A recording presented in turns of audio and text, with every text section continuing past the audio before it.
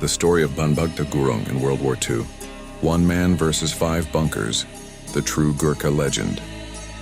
Misty Himalayan hills, 1939.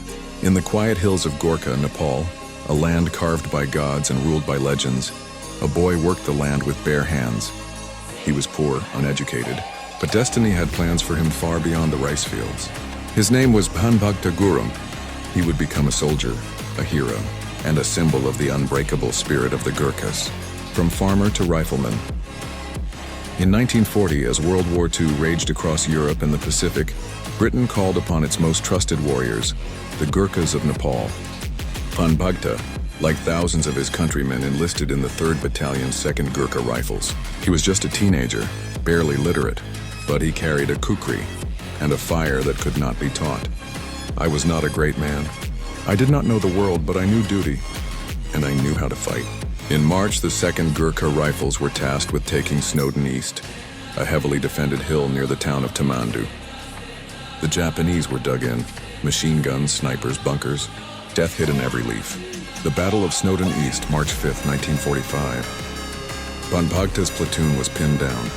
A Japanese sniper from a palm tree was picking off soldiers one by one. The attack stalled, morale crumbled. One shot, he missed. I did not. Bhanbhagta rose in full view of the sniper, took aim, went and killed him with a single shot. But that was only the beginning. One man versus 5 bunkers. As his comrades froze under machine gun fire, Bhanbhagta did the unthinkable. Alone and in broad daylight, he sprinted straight toward the enemy bunkers. He just ran, no cover, no fear, like he was chasing a goat back home. He reached the first bunker, pulled the pin, and threw in a grenade. The explosion shook the jungle. Boom!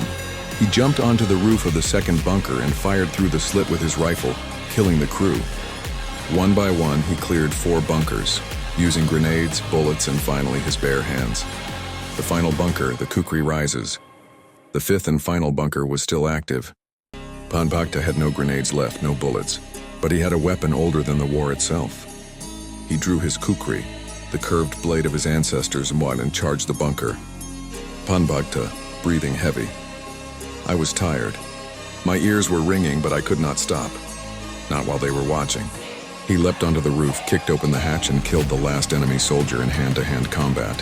He then grabbed a Bren gun and repelled a Japanese counterattack, killing more enemy soldiers and holding the position alone until reinforcements arrived.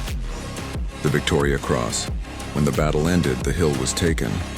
Many had died, but the position was saved by the actions of one man. For his unmatched courage, Bhanbhagta Gurung was awarded the Victoria Cross, the British Empire's highest military honor for bravery.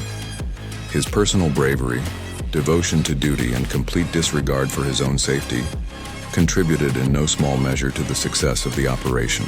After the war, the silent hero. After the war, Bhanbhagta returned to his village in Nepal.